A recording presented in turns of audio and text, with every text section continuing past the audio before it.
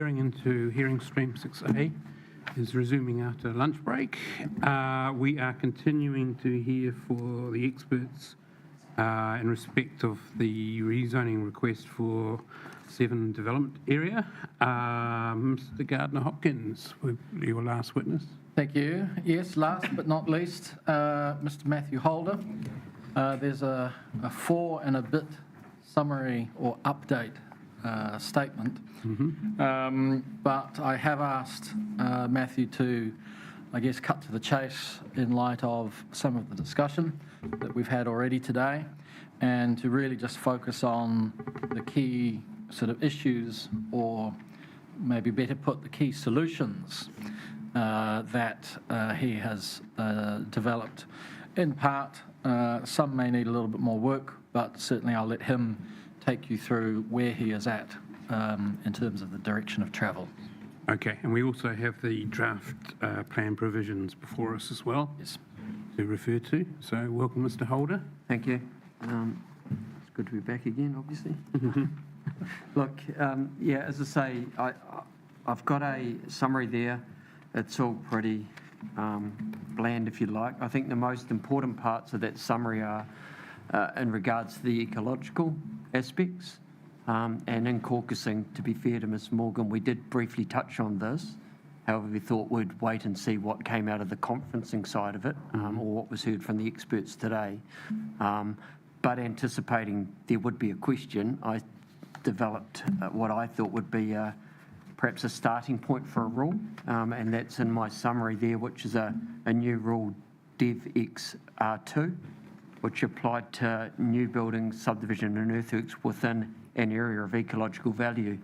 Now, the word ecological value, that may need some sort of further definition based on what the experts, how they would define that area.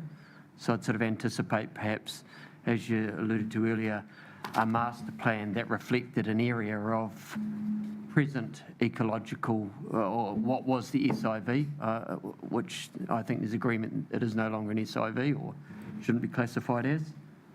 And then that sits on the master plan, and then obviously where there's no net loss in ecological values, that would be a restricted discretionary activity. So the trigger would be a consent anyway. And where that couldn't be met, a non-complying activity. So that's sort of where I sat on that component. Can I just, sorry. So you referred to master plan before, so you're intending the master plan show where this area is? We have always intended to look at some sort of plan, but the level of that was always a little bit unknown because we were still in a bit of state of flux, I guess. So we've got a better direction. I've looked at the Onehunga Road one, and we've done similar ones for Whararangi and Riverbend, and I think we could come up with some sort of simple solution. I don't think it needs to be too detailed, because obviously that locks people in and just creates some confusion. But I sort of expected there'd be some homework out of this, and we would caucus, Rachel and I, and come up with something with Fleur as to what. We're always conscious of how this fits with the rest of the provisions that have either been considered or were yet to be considered after today. So I do see a need to better define a few things. And this would sit outside the ecosystems provisions. Yes, well, I think so. But again, there's got to be some sort of interrelationship, perhaps. I don't know how that would sit, but I haven't gone over those provisions in detail. That's why I'd need Rachel and Fleur to help me with that. And just to be clear too, that your proposed rule would apply not only to the large format retail zone and GIZ, but also to the RPROZ land as well. The which land? The rural land? Yeah, correct. Yes, yeah. And that's what we'd need to distill a little bit more around that. So I thought this is a skeleton. We just add a bit of meat to it as we go after what we'd heard today. Yes, thank you. The other issue I think, Sir, you raised was the discussion around a master plan, and I've just covered that off. I think it'd be worthwhile. But I do note that the existing provisions of the large format zone and the general industrial zone have some setback requirements. So if you look at the large format zone LFR Z3, there's a 20-metre setback required from Prevenson and Severn. Of that 2-metre landscaping requirement is there. So that could perhaps be some further modification of what that strip width would be in terms of within the 20 metres. Similarly, the general industrial zone has a 6-metre setback, if I recall, and there's a 2-metre requirement in that area. But there's a potential conflict there because I understand the regional council rules don't like planting within a 6-metre setback on some of these things, and there's the Saltwater Creek and the old Turakuri, so it could perhaps be an 8-metre setback, 2 metres of landscaping and a 6-metre setback or something like that, but that would be need to be worked through. So there are some provisions in the plan, they just need to be a little bit coordinated so we're not conflicting with one another on those things, and I'm not aware of what decisions have been made by the panel already that may conflict as well, so that might need some fleshing out. But certainly there's been an intention that be landscaped along the front there in some way and softened. So, Okay, thank you. I think that's where I've sort of got to in summary. I'm happy to take any further questions or how things might fit, but yeah, it's been caucusing has been very worthwhile, and we've got to where we've got to with a bit of work. Okay, in respect of my earlier questions around the general industrial zone rezoning, Yes. roundabout site, could you just maybe offer us some help in your view about how that's being managed? Yes, so that's already covered, I think, a lot of that in terms of the access requirements by the existing transportation provisions. And you agree with Mr. Georgeson? Certainly do, yes. Yeah, we had a discussion on that earlier on. So there are a number of things that sit in behind the provisions that we've detailed, but yeah, fleshing it out a little bit more, I think. But certainly I don't see any conflict with that general industrial. There's an existing use there. It sort of sits a little bit separate, but the access requirements of the plan and the trip generation will cover that off. Okay, thank you. Are there any more points in your summary that you wish to highlight? I think I'm pretty comfortable with where things sit. To say it's just repetitive, really, on terms of what I've already said and what I've just covered.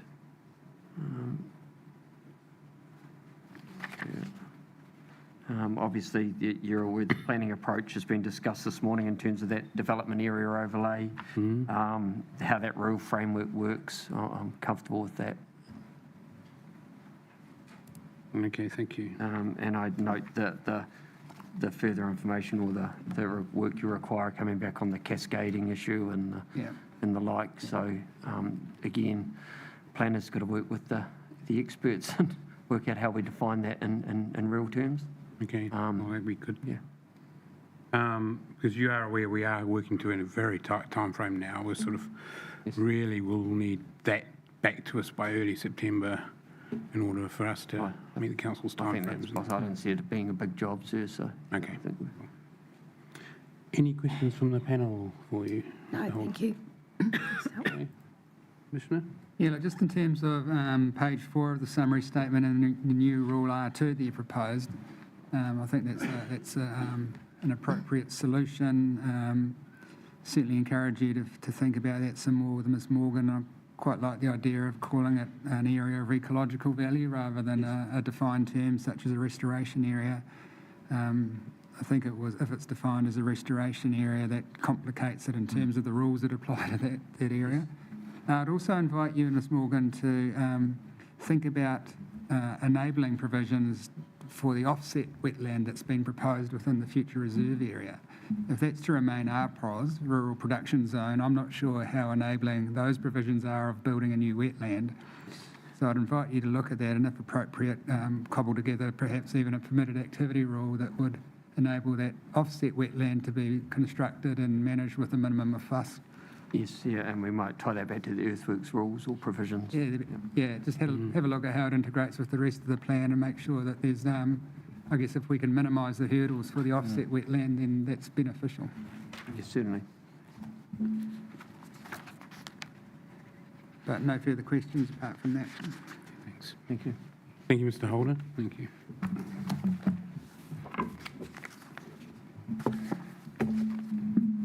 Well then, that is the case for the submitter in respect of Severn. Perhaps it is sensible to just return to the matter of timing for homework, because I think it would be good if we could set a specific date for the planners in particular to work to. I almost thought you were going to say the homework needed to be done early next week, so I'm pleased if there's a little bit more latitude to fit in with the panel's time frame. But I don't think it really should take more than a week to tie things together. I was thinking that's the maximum, and that's to get the reply report as well. So Yes. within a week would be preferable if that's possible. Yes.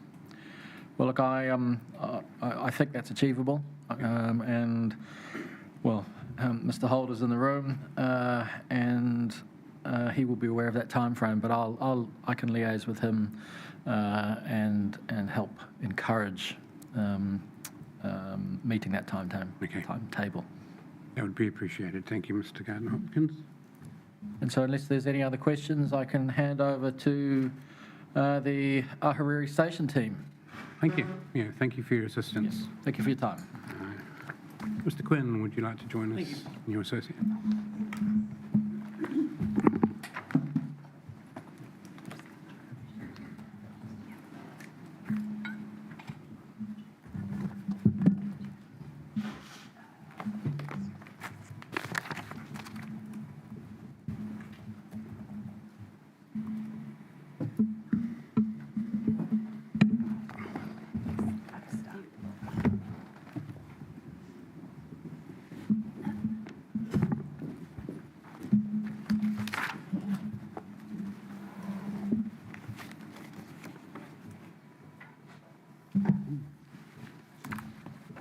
Thank you very much.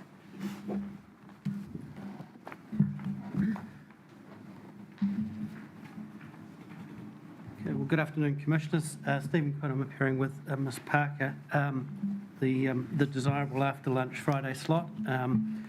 What I've handed up is a summary of submissions and as well as a summary of all of the witnesses proposed to be called. The intention is not to give you even more paper, it's to try and short-circuit and help in terms of the afternoon to get through each of the witnesses that we're calling. If I could note at the outset, a thank you for reading the volumes of material that have been put forward in relation to Hariri Station. Appreciate there's substantial volumes, substantial material both in the primary evidence, the rebuttal and the outcomes of witness conferencing, as well as the submissions that are put in. And the intention behind that was so that you have the full legal, planning and technical basis on which to make the rezoning proposals as sought here on behalf of Mana Ahuriri. It's also to reflect the fact that from the submitter's perspective, this is a site of some significant importance to them in terms of the redress land, and also the fact that we aren't, the primary focus of the experts is on two particular parts of the site. So we're dealing with quite distinctive elements, and that, of course, adds different issues and adds to the volume. But I wanted to acknowledge right at the start that the process has been rigorous, but it's been a very, very positive one, I think, from the perspective of the outcome in terms of where we're at now. And on behalf of my client, certainly thank the council officers and their experts for the way in which the engagements occurred, because I think ultimately what we have been able to produce now today is well refined. The number of issues are quite minor and small, and I think the process has been fairly robust to present to what I'm going to submit as a very elegant and good solution, and something which will stand up to scrutiny. So that's why I say in the summary that the engagement's been positive, helpful, and in my submission technically rigorous, and the significant work is noted. There are full legal submissions that have been presented. The intention was to address all the legal issues, but it's not intended in any way to work through those. What I've provided to you is a summary, which is about 4 pages, but I'm just going to speak to even that summary. And then I've asked each of the witnesses to do a summary, which is predominantly 1 page. And the idea behind that is not only to reflect their primary evidence and their rebuttal evidence, but also to reflect kind of any issues arising from conferencing as well. So hopefully that helps to short circuit things. But I always work on the basis of 3 minutes per page. I think that should help to raise where we are in relation to each of those technical areas. What we've just obviously covered in submissions is an attempt to outline the rezoning request in detail, stepping through the relief and why we say it's consistent with the legal requirements, and acknowledging the higher order documents, and acknowledging also the council's position in support and the technical engagement which has occurred. I won't go through paragraph 4, that's reflecting the witnesses which are appearing today and the summary statements, and you'll also see at the back of that package of material I provided, it's just A3 size versions of the plans that is attached to Mr. Brewer's rebuttal evidence, just simply because sometimes it's helpful to have some larger plans. There's one change that's been made to the precinct plan, which is an outcome of the planning conferencing. I set out then the relief sought at paragraph 5 of our summary, and it's split into those 3 different components. And the Ahuriri Station development area relates to the entire station. And there were some questions that arose this morning about that. From the submitter's perspective, this is an important part of the relief sought. It's acknowledged that we have site-specific issues, objectives and policies, but no rules. But ultimately, the purpose of that is that it reflects the intention and the broader vision in terms of development of the redress land. And that's why it becomes relatively important, because from the submitter's perspective, without that in terms of the whole of the site, and particularly the balance site that's not sought for specific rezoning, there's no outcome that's achieved as a result of their submission, and you've got redress land which is just carrying on the existing rural productive zone, which doesn't achieve that outcome that's sought. The master plan, which has been part of that ASDA, illustrates that vision, and that's accepted. It's illustrated at a high level, and there was the advice or the recommendation that was made by council officers in terms of acknowledging that that was at an aspirational level.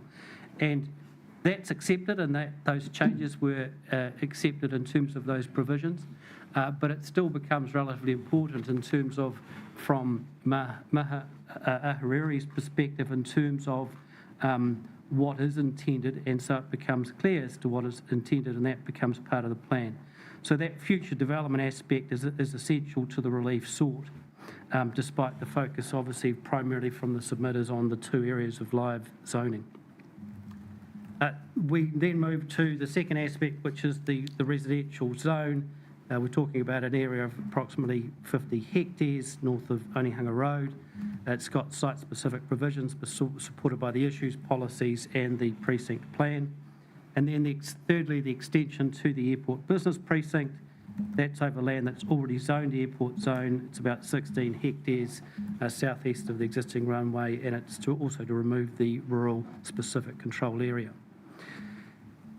The specific standards that are proposed all address all of the recommendations and the work that's been done by the technical experts. That includes the transport, landscape, urban design, natural hazards, ecology and infrastructure. And we have the ARP provisions specifically designed to facilitate affordable housing, sustainable design, climate change and natural hazards resilience, and the potential for an establishment of a retirement village, and a number of other positive outcomes. And so what's proposed and what we've described as the live zoning will allow Bayview and Napier to grow naturally and extend in the most efficient and effective locations.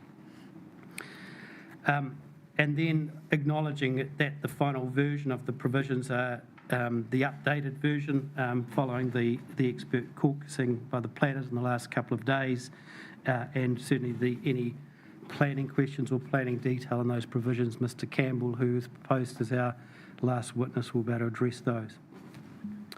I wanted to just briefly dwell on the position of some other parties, and in particular there are obviously two key stakeholders, the New Zealand Transport Agency and the airport, and that's important given the location of the station adjacent to the state highway and the airport. And we have their views expressed in written statements.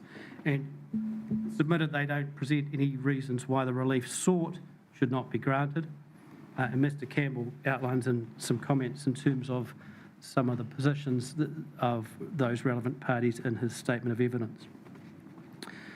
The Hawke's Bay Regional Council, I don't want to dwell on this too much, but obviously they presented this morning. I've outlined there's a disappointment in terms of their position. It appears, in essence, the position presented by the Regional Council is that they don't like the idea, but they have not participated or looked at the provisions in any detail. They haven't. They've got general comments from an ecologist, and there we have an admission this morning the ecologist was not familiar with the area. And then we have a response to questions this morning confirming that all evidence and the joint witness statements have not been read. And so in simple terms, my submission, without trying to kind of shoot fish in a barrel, is that there's nothing that you can do really that's that helpful from that very generalised submission from the Regional Council this morning, particularly when there's no experts that are available to present to you, and they haven't participated in the process, which enables those comments or concerns to be addressed further. And I've particularly noted some points there at my paragraphs 9 to D, including the fact that some of the broad statements made about the FDS are just incorrect in terms of the detail of the FDS and the way in which Hariri Station has been provided for as redress land through that process. So where suitable, the experts in relation to those areas affected have addressed those matters in their summary and also in their reply evidence. And lastly, there was the reference that was made to a future change to the RPS, but frankly, in the absence of any detail of that change, I would submit there's nothing that this panel can do to take into account the unknown details of how the RPS might change in the future. So wrapping all that up, not wanting to dwell too far on the legal issues and tests, I've outlined at paragraph 10 why we say that the relief sought is the most appropriate, including that it will better assist the council to carry out its functions under section 31 than the status quo provisions, and that's the provisions will provide for urban development in a manner that appropriately manages and controls potential adverse effects of the development. We say that the relief sought is consistent with the NPSUD, the RPS and the PDP policies on urban development, that it's also consistent or will give effect to the NPS, HPL and the RPS provisions in terms of highly productive land, and there's evidence specifically that deals with those tests. The submissions also deal with the provisions broadly of Part 2 of the RMA, and particularly the important aspect of this land as redress land and the economic well-being of Mana a Hariri. That the effects have been all managed appropriately, and specifically in terms of each of those areas, we're calling expert evidence in relation to how that is managed. And the status quo wouldn't give recognition of the strategic direction both in the FDS and the aspirations for the submitter in terms of the site and its special status as redress land. So that leads to the overall conclusion that it's submitted that the rezoning as sought in relation to both the two specific areas of live zoning as well as the ASDA is appropriate, and a relief should be granted on that basis. So I've worked through that reasonably quickly, but that's the high-level overview from a legal submission perspective. Happy to take any questions. Otherwise, it would be intended to work through each of the witnesses in their one-page summary, probably in the same order as appearing on the first page of that summary. Thank you. Thank you, Mr. Quinn. Any questions, Mr. Quinn? Yeah, just in terms of the master plan ASDA, and there's an element of contention whether or not the master plan should be included in the district plan. Yes. And I guess what I ask myself on an issue like that is, does it create any harm if it's included? And the conclusion I come to is, well, no, it doesn't. And then I ask myself, does it provide a benefit? And my answer is yes, it does, because it provides information to readers of the plan on what Mana Ahuriri's aspirations are for that area. So I see no disbenefit, but benefit. But I do have two questions, or one comment on the master plan diagram. Yes. You need to be aware that this area here, which is currently zoned natural open space at the top of the estuary, as a result of the submissions we heard yesterday on the eco chapter, that may become part of the SIVH. I don't think it affects the development aspirations, but just wanted to make you aware of that. We haven't come to a conclusion on that, but that's a likely outcome. The second issue is that in terms of the ABP Airport Business Precinct, submitters yesterday appearing at the eco hearing raised the issue of what they call Site 1, Pump Road 1 ecological area and Pump Road 2 SIVH area. Pump Road 1 is shown on the master plan already as open space zone.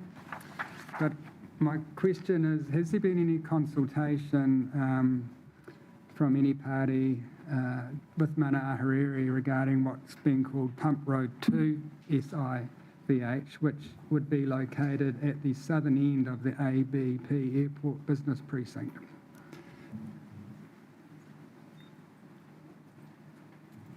And if we're able, Nicola, can we bring up yesterday's picture that Doc presented, which shows the Pump Road 1 and Pump Road 2 ecological areas?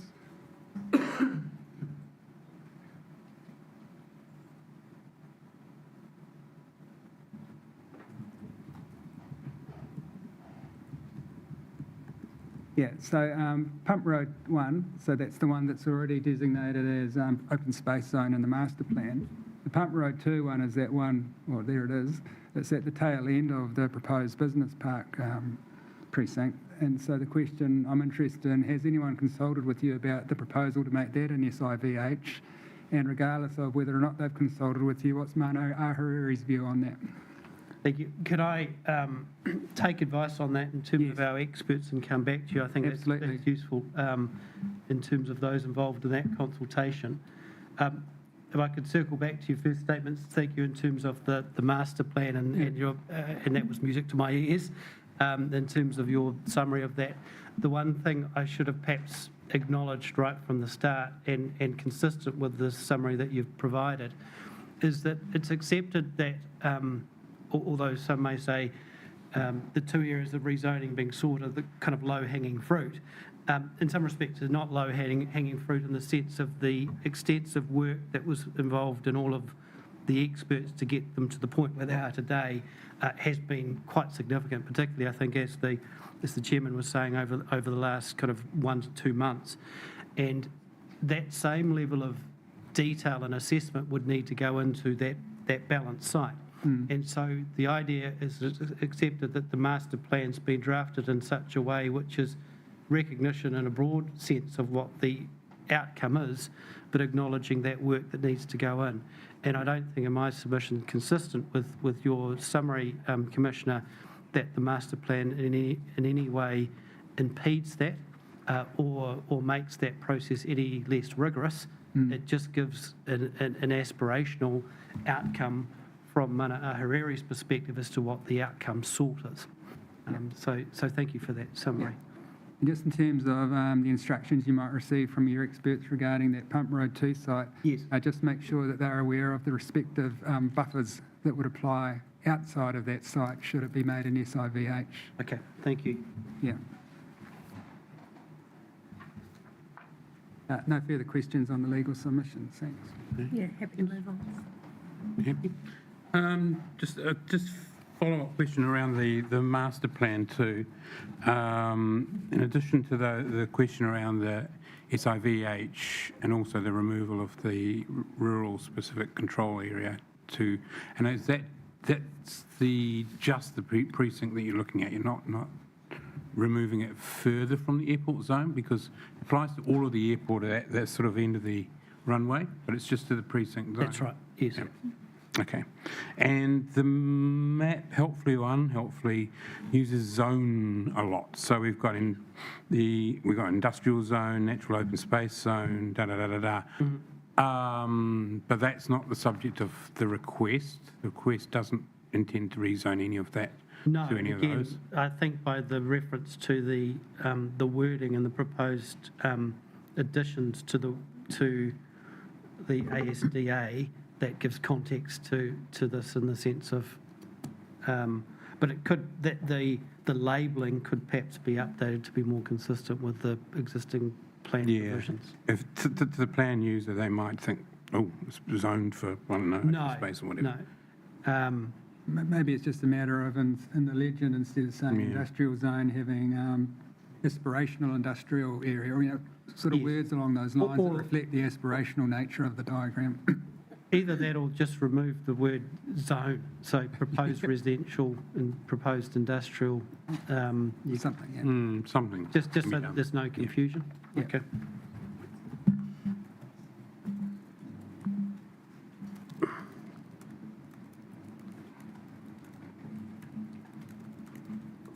Another question. Sometimes you find for areas outside proposed rezoning in a sort of development area, a holding or trigger rule that will stop development that falls outside the master plan things. It Yes. just, if you want to do residential, say where it's shown as natural open space or something like that, it just says you're non-complying or whatever. Had any thought been given to a sort of a holding rule, if you like, a holding pattern or not? I'm not We saying it certainly should be. stand clear of having a rule. And Yeah. of course, we presented a set of provisions to you that don't have those rules, and mainly because that technical work hasn't yet been done. Right. But so that would be a departure from that proposal or that philosophy behind it. I think to a degree it's self-fulfilling, because the existing zoning of the area is would limit a lot of activities Yes. anyway. So Yes. it may be more academic than anything like that.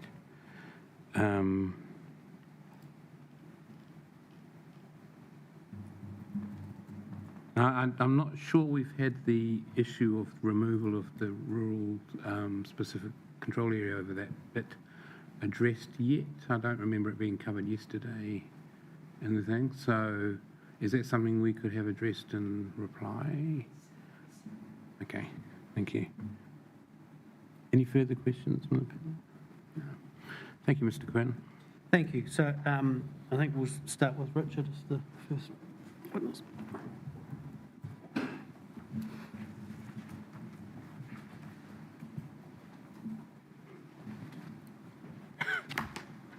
Welcome back. Long time no see. So there's some clear similarities in my summary of evidence in the first part, covering the scope of the assessment. Starting in paragraph 2, the Aruiri station is not currently identified as being in a coastal erosion or inundation hazard zone. However, the site will become more susceptible to coastal hazards, particularly to coastal inundation, with increased sea level rise and vertical land movement over the next 100 years. To be conservative, I've not taken into account any inundation protection from the existing bund for future climate change scenarios. And this is because looking at 2130 with vertical land movement, overtopping of the bund would have taken place. Raising of land was proposed to establish development areas that are not susceptible to inundation over the next 100+ years. And this is also acknowledged by the council reviewer as the preferred action if protecting from coastal inundation. I applied the interim precautionary relative sea level rise allowance for coastal planning and policy from the MFE guidance that is required to be assessed for coastal subdivision, greenfield developments and major new infrastructure. This included my conservative assessment of the 1% AEP coastal inundation level and the use of the 83rd percentile of sea level rise for the high emission scenario of SSP 58.5, as well as the effect of vertical land movement. My analysis derived a minimum ground level of 3.5 metres for the ARP. This level provides a freeboard of 0.65 metres from the SSP 58.5 median turn projection at 2130, and inundation does not occur with the lower probability 83rd percentile inundation level. In my rebuttal, I considered a lower finished floor level of 3.2 metres RL to be appropriate for the ABP, matching the proposed levels of the commercial development at 7th Street. This lower level still provides 0.35 metre freeboard for the finished floor level of the commercial development for the SSP 58.5 median turn projection at 2130. I used the latest available information for tsunami effects by GNS done for HBRC. The proposed ground levels are sufficient to avoid tsunami inundation exposure for the ARP and the building platforms in the ABP for at least the next 100 years for the 1,000-year ARI event. That is appropriate. That is the appropriate event to consider for land use planning, even with 1.99 metres of sea level rise allowance. Coastal erosion is unlikely to directly affect development within Ahuriri Station, particularly in the proposed ARP and ABP rezoning areas.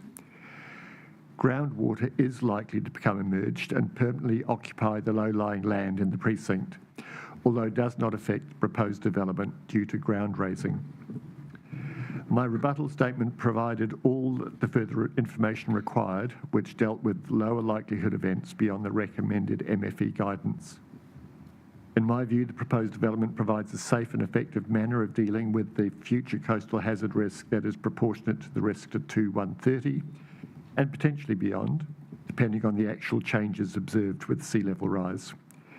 The levels recommended provide a conservative risk avoidance approach. And I've cited the updated precinct provisions and consider they address natural hazard matters. Thank you. Thank you very much, Mr. Ronan Hamill. Any questions from the panel? No?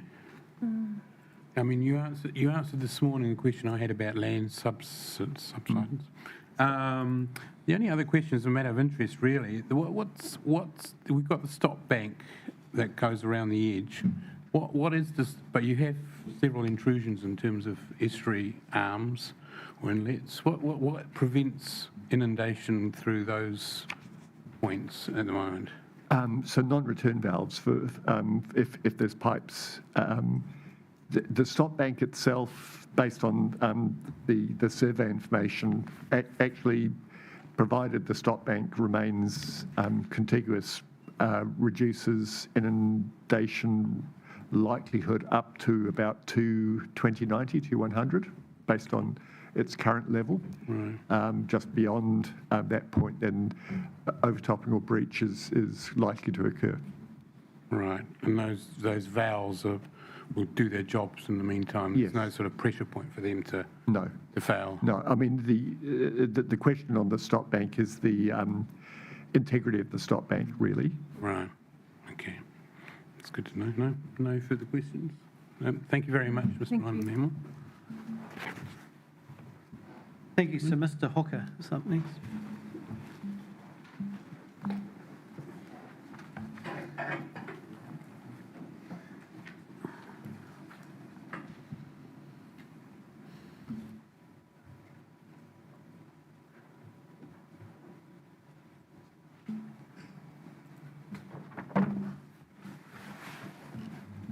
Welcome, Mr. Hooker. Thank you. We have your summary statement here, if you'd care to read it to us.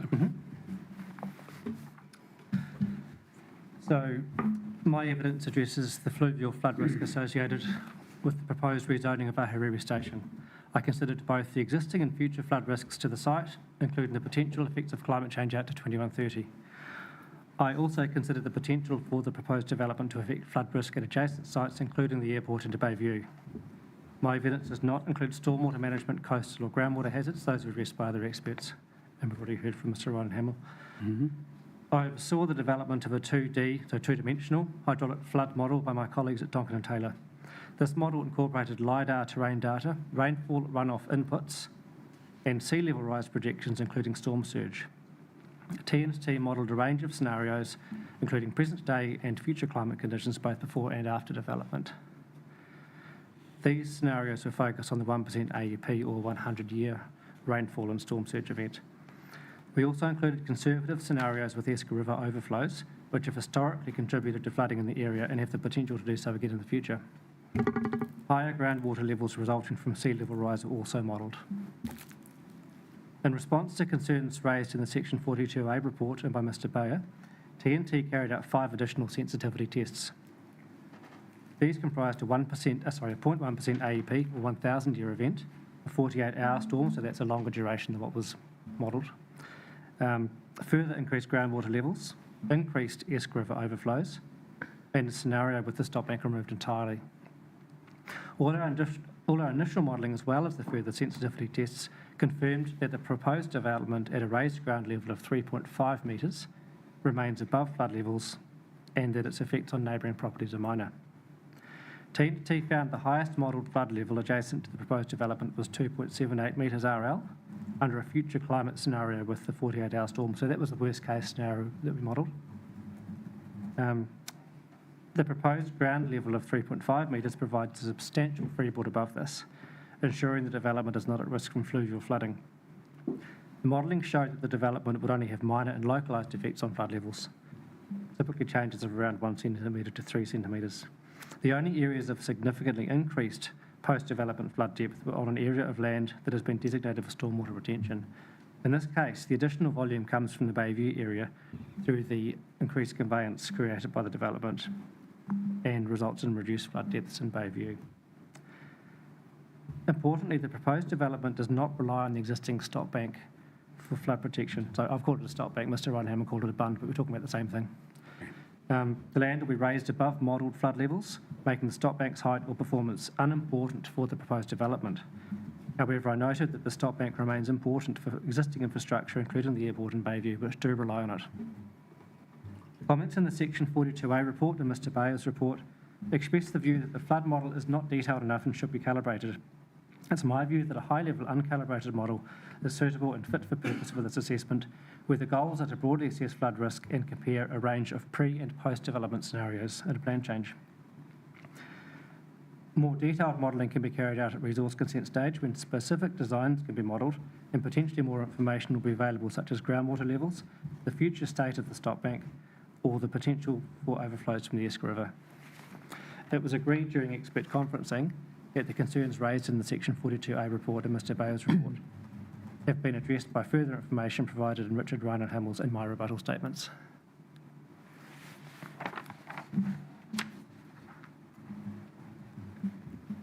Thank you. Okay, thank you, Mr. Hooker. Any questions from the panel? Yeah, Mr. Hooker, I just wanted to ask you about the flood modelling you did, which showed a reduction in flood levels in some of the adjoining areas post-development. And you say in your summary that's a result of the increased conveyance created by the development, which is the... so is that increased conveyance over and above the existing stream channels? Yes. Does it rely on further drains being constructed? Essentially, it does. If you can imagine, for the residential area, the land will be raised, and that has the potential to locally catch runoff, overland runoff. So the modelling, it was modelled with drains cutting through the proposed development site and also catching the water at the upstream side of it, if you like. Yeah. And in the modelling, we sized those to deal with Esker River overflows in the climate change scenario. What that means is they are essentially oversized for some of the other events, and they're able to convey more flow than what the existing drains can. So given the importance of those drains, should their indicative location be shown on the precinct plan? They've been done in a very high-level way just to show that it is possible to convey those flows through the development. It would be possible to integrate them into the plan, but I think it's probably a level of detail that, we've shown that it's possible to convey those flows with drains of a certain size. I'd say at the moment that, for example, we've allowed for Esker River overflows of a certain size, quite a conservative assumption. When it comes down to time to actually design these conveyances, those flows of that scale from the Esker River would cause devastation through Bayview, and may well be addressed through future flood management on the Esker River itself. So what you design for in the end will actually dictate the location and size of those drains. Right. And I wouldn't have thought we're at that point yet. Okay. So I guess just summarise what you're saying. The work you've done shows that those drains are important, but it's a level of detail that's a bridge too far at this stage to put into the precinct plan, because that'll be subject to future considerations at resource consent stage. I would say so, yeah. Okay. Does anything else contribute to the lowering of the flood levels in the adjoining area, apart from the streams that go through the site currently and the drains we just talked about? No, that's it. Okay. And the Chair asked a question earlier on about the existing stock bank around the edge of the estuary area. It seems to me there's a lot of uncertainty about who actually owns that stock bank and who manages it. Is that correct? Is there a that's clear right. agency who's responsible for that stock No. bank? And I haven't seen any information about the condition of it that gives me confidence either. Yeah. So there's condition and ownership and future maintenance. These are all issues.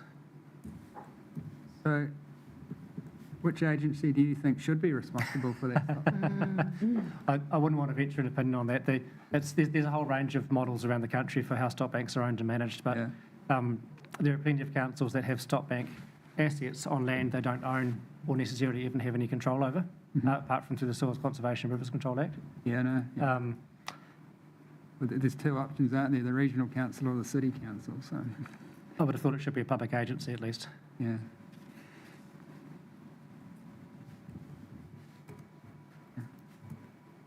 And not a question, but a comment, an observation. When I looked at your flood displacement maps, it was, to me, interesting that both the residential Onehunga development and the airport business precinct in a major flood, they're the only areas that aren't underwater.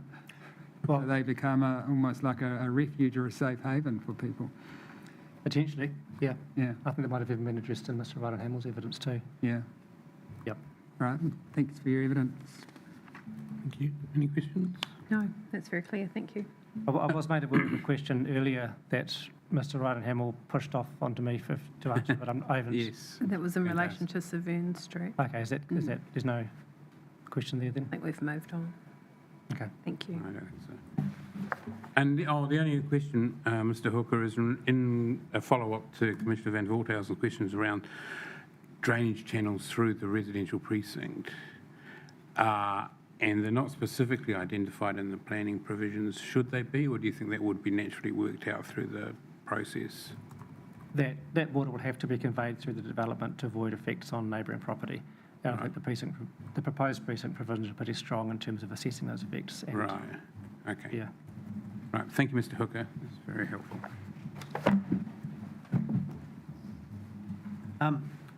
Now, next would be calling Johan.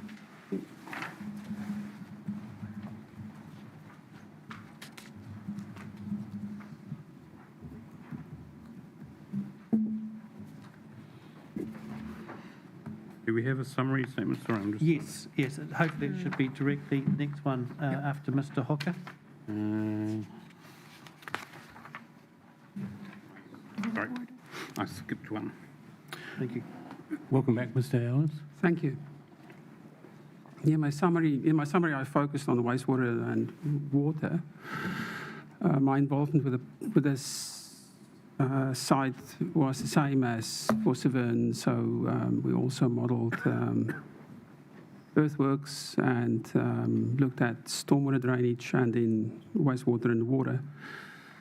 Just on stormwater drainage, the luxury that these raised platforms gives us is that we've got some hydraulic head available for stormwater treatment, which generally in Hawke's Bay on the Heritonga Plains you've got so little vertical elevation that treatment practices like rain gardens become virtually impossible to actually do a compliant design.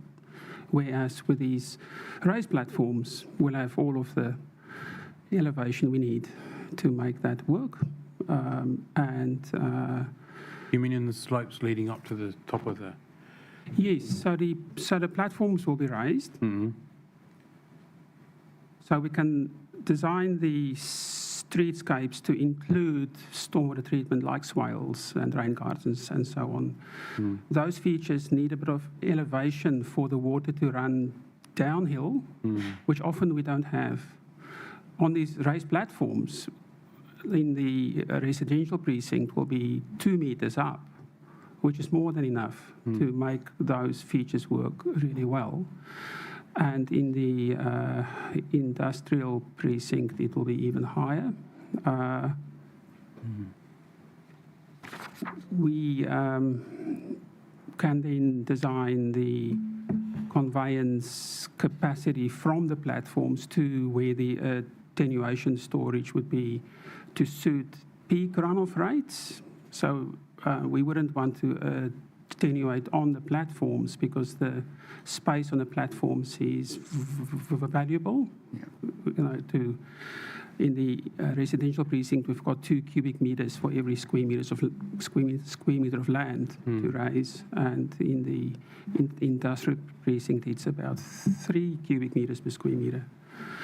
So just on stormwater management, the raised platforms are really helpful.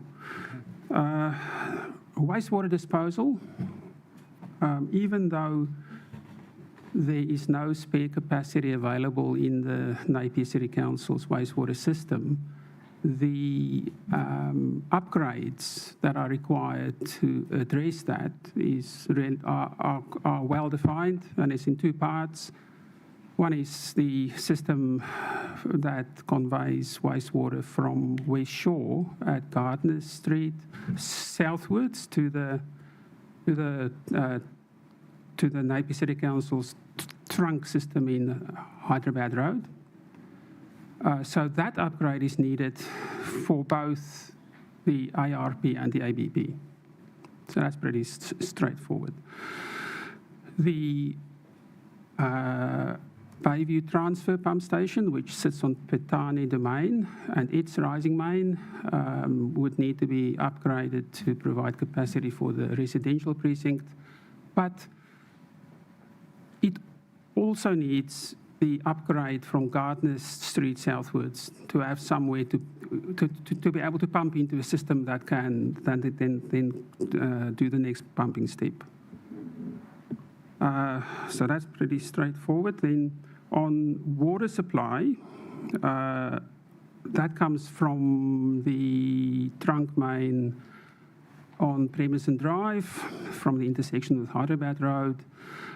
So to get water from there to the business precinct, there's sufficient capacity in the council system to supply the business precinct.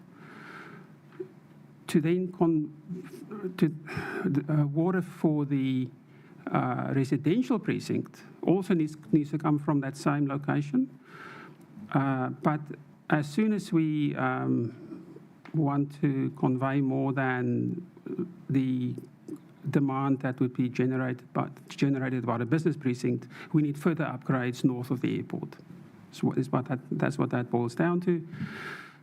For the business precinct, the council's water storage facilities are sufficient to cater for that. But for the residential precinct, we need to create new water storage facilities in Bayview, which is on Roro or Kuri is the proposed site there. Yes, and those are the main points. Okay, and I would just note that was picked up, something I read, Mr. Quinnan's is a metaphor submitted to consider in terms of putting a very large, I would imagine, water reservoir on top of that particular. Yes. Has there anything come out of that? Because I saw that was meant to, was going to be discussed. I need to check on the outcome of that. Okay, Thank because you. that was one point I picked up, that that would mean putting, large facility on top of that hill, the implications for that. Okay, thank you. Any questions from the panel? Taylors? Yeah, just in terms of the Franklin Road subdivision that was approved recently, I recall that required upgrading to the Batani Domain pumping station as well, particularly in terms of septage. Would that upgrading be undertaken concurrently with the upgrading you've documented here? We utilised all available spare capacity in the Bayview system for that particular subdivision. Yeah. So any further upgrades needs an upgrade of the pumping main between Patani Domain and Gardner. Yes, so we stretch the system to the maximum under that subdivision. Right. Anything further would need the pumping main to be upgraded. And the pump station as well? And the pump station, yes. Right. So I've got just a general question. Obviously, you've detailed a lot of upgrades to the Napier City infrastructure that's required to facilitate the development. Yes. How far along the track is your understanding of agreement with the Napier City in terms of the need and the timing for those major upgrades? The need is, there's no dispute about the need. Yeah. We are on the same page there. Timing is unknown. So these upgrades are not on the council's long-term budgets. That is a matter that the council would need to consider when a development application comes in, which would be part of the normal process. So I would suggest that any development would need to be subject to the availability of a point of connection. Right. So would you anticipate these issues in terms of infrastructural upgrade timing that would be triggered by subdivision applications, or? It would be triggered by subdivision applications in these areas, but it could also be triggered by growth requirements elsewhere in the areas that are serviced by these systems. So it would be that process where the council, in its normal course of business, where it prioritises developments in general, there may be other drivers that trigger these upgrades, or it may be these developments. Yeah. I guess just to counsel my interest in this issue is obviously we've heard from the Mana Ahuriri representatives there's an issue of timing, and these developments are intended to generate financial resources for the Mana Ahuriri, and so I'm just curious about those timing issues and whether or not that is an impediment to Mana Ahuriri's sort of wider aspirations in terms of using these areas as what I might call a seed area for their wider aspirations. Is there, Yes, any, I mean, concern, is there any concern from the applicant in that regard? Well, on top of this, and obviously not part of this process, is development contributions. Yeah. And that's ultimately, I suppose, where most of those issues get resolved in terms of upgrade to public infrastructure. And so it's accepted that those provisions are in play here, Yeah. and that has that impact on timing, and most of those issues end up being a matter of discussion and negotiation at the time when required. So I think that's the overlay here. Yeah. And the key point being is the experts agree on what's required. Yeah. It's just the next step in terms of implementation of that. Napier City doesn't have development contributions, it only has financial contributions. Yes. But so would you anticipate a developer agreement being the mechanism to be used here? It would be the obvious mechanism for that. And have those discussions started? Are you aware? Not that I'm aware, because we're not yet. I think it's that chicken and egg scenario. Yeah, We need sure. to get the zoning in place first, and that's an implication from the rezoning. Yeah. Acknowledging too, in terms of timeframes, the solution again is agreed by the experts, particularly in terms of raising of the height of the land. It all comes down to availability of fill and how long that will take, and so that has a real impact in terms of when the infrastructure is required. Sure. And I imagine with any kind of uplifting of land and that, to the extent that's proposed here, there'd be an element of preloading, you need to allow for subsidence and top-up, so it's not an overnight solution, right. is it? Yes, yes. Okay. Thanks. Thank you. Any questions? No.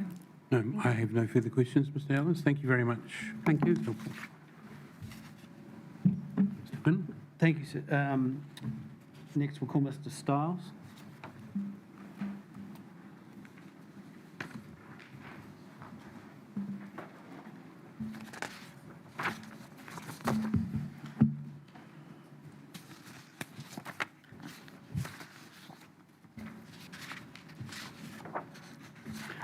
Welcome, Mr. Stiles. Good afternoon. It's somewhat lonely in this process with no other experts to conference with. Relatively you simple. coped. If you've got my summary statement in front of you, could We I go do, to yep. section 9? Yep. I think it's the second page. There's only a very small handful of issues. The land to be rezoned residential is outside the outer control boundary for the airport, outside the high land transport noise overlay. It always takes a bit to say. So there are no noise issues from the airport or the state highway that require land use controls or that would require, that would result in noise-related reverse sensitivity effects. The land to be rezoned residential will not bring any new unanticipated noise compliance points closer to the Crab Farm winery. They already have residential neighbours very close. The land to be rezoned res could bring dwellings close to the domain, but no closer than the dwelling that already exists at 38 Onehunga Road. And I just had a look today at existing sport and active recreation zones in the city to see if the interface with res was common, and it is very common. I just had a quick look at 5 and found that the Taradale Park is sport and active rec, and that abuts high density res. The Taradale Rugby Club at the end of Guppy Road, significantly length of interface with general residential, and so the list goes. It's not uncommon. Yeah. In the same issue with the Pistol Club, the nature of surrounding sites and the zonings and activities are such that there will be no unanticipated or unacceptable noise-related reverse sensitivity effects that would arise as a result of the rezoning. And in terms of the rezoning near the airport or in the airport special purpose zone, I understand that none of the activities listed could include any activities sensitive to aircraft noise. So the rezoning there would not introduce any ASAN close to the airport, and there are no noise effects or no noise-related reverse sensitivity effects on the airport. I think I've already covered 9.2. Happy to answer any questions. Okay, thank you. I was going to ask you some questions around the Pistol Club and the point that enabling one dwelling near the Pistol Club is slightly different than hundreds of dwellings. Do you want to elucidate a little bit further about your view on that? I know one person can complain and, it just needs one complainant, but, when you do have multiple residential properties, that issue, or are you relying on the fact the council are looking for an alternative site? Probably a bit of both. I do work on the basis that it only takes one person to complain, and that could either be the existing dwelling at 38 Onehunga Road, or it could be a permitted dwelling on the land to be rezoned. And if either of those parties, if you like, complained, then the club would need to demonstrate that they comply with that noise limit in S1, I think, of the PDP. The fact that there could be other dwellings further away than those two doesn't change that in my view.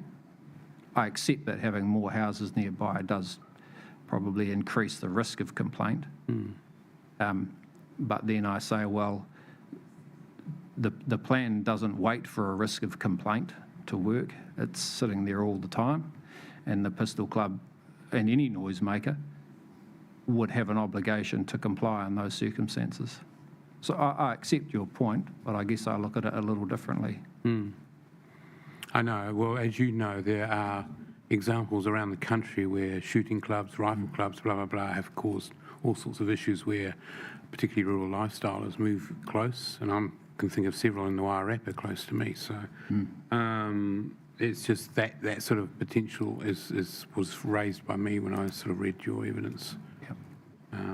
But okay. Absolutely, and I totally understand the issue. I do a lot of work with pistol clubs and gun clubs to help them understand the risk of encroachment that they have, and to talk to often their landlords or neighbours about potential development risk near to them, so that they can be somewhat future-proofed. Yeah. So it's a risk that they face all the time. Yeah. So even fully compliant ones, even with their consents or whatever, do run the risk of complaints. Absolutely. Okay, I'll leave that alone. Any questions? No. Any questions? No. No. Thank you, Mr. Stiles. Your time.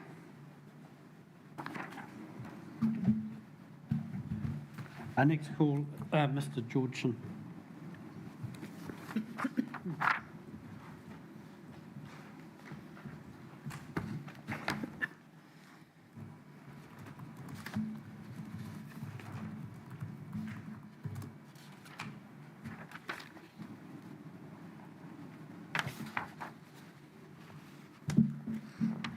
Welcome back, Mr. Georgeson. Afternoon. You'd like to talk to your second half of your summary statement? So I've got a summary here. Look, I'm not sure that I need to read all of the detail of it, but maybe just work to the key points. From the analysis undertaken, we've found that an initial level of development is proposed to be enabled by way of seeking live zoning within the residential precinct, and that the modelling shows two key outcomes. First is that at the State Highway 2 Watchman roundabout, there's good available capacity to accommodate the relatively small scale of traffic additions generated by development on the 16-hectare parcel of the airport precinct. So the Watchman Road is and that roundabout is the one that accesses the airport currently. At the State Highway 2 Onehunga intersection, an upgrade to the existing crossroads is needed early during development to accommodate the traffic additions generated by residential development of that 50-hectare block.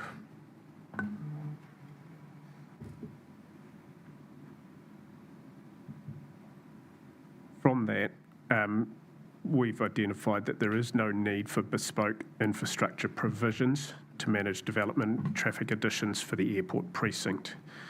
And reliance can be put on the vehicle generation rule, TPTR 5, and standard at S7 of the district-wide matters.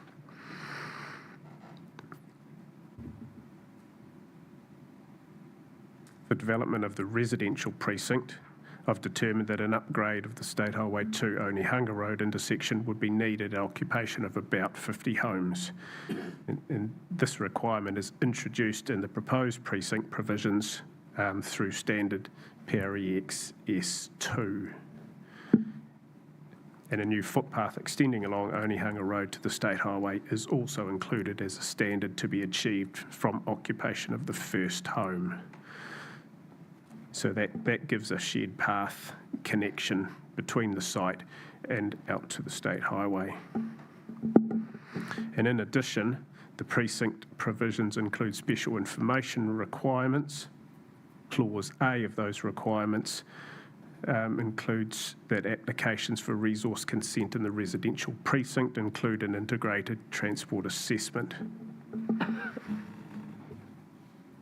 Now, while that's in effect the same control as the vehicle trip generation rule, what that particular provision does is that it requires all developments to assess traffic performance, safety and efficiency, irrespective of their scale.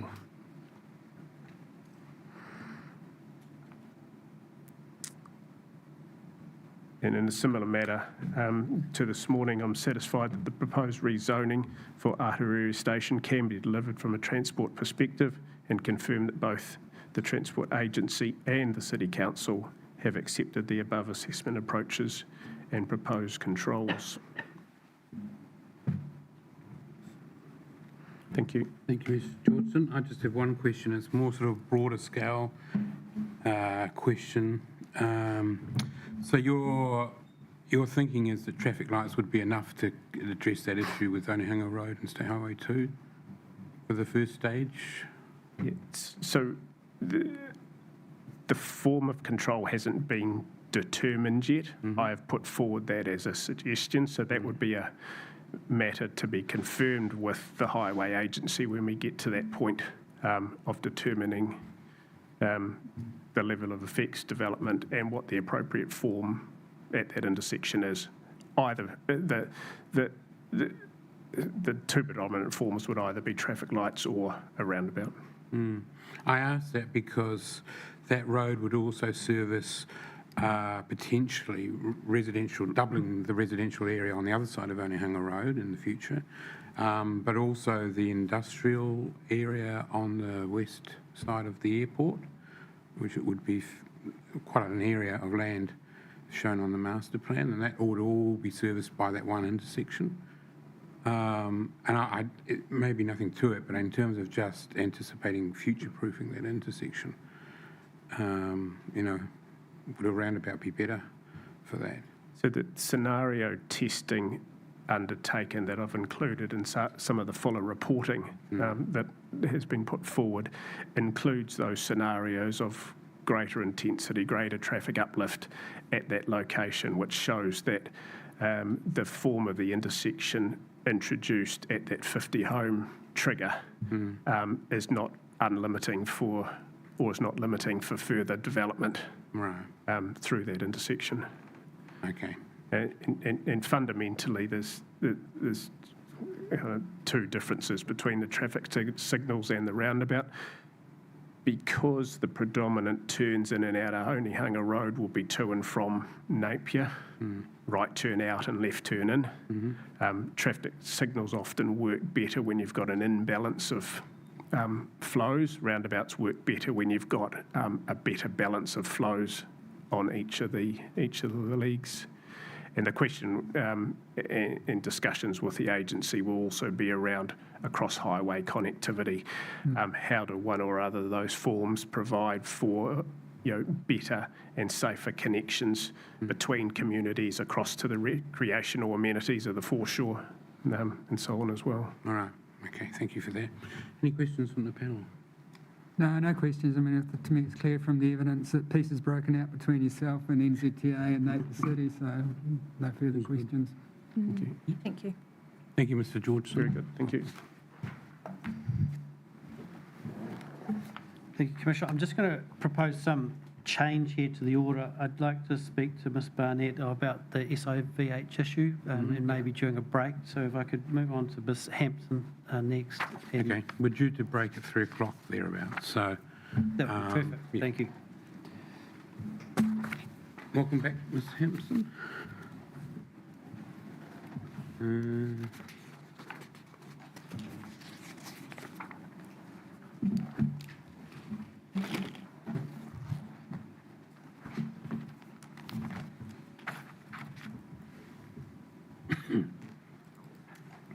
I thought I'd try and shorten that summary statement just slightly as well. Okay, thank you.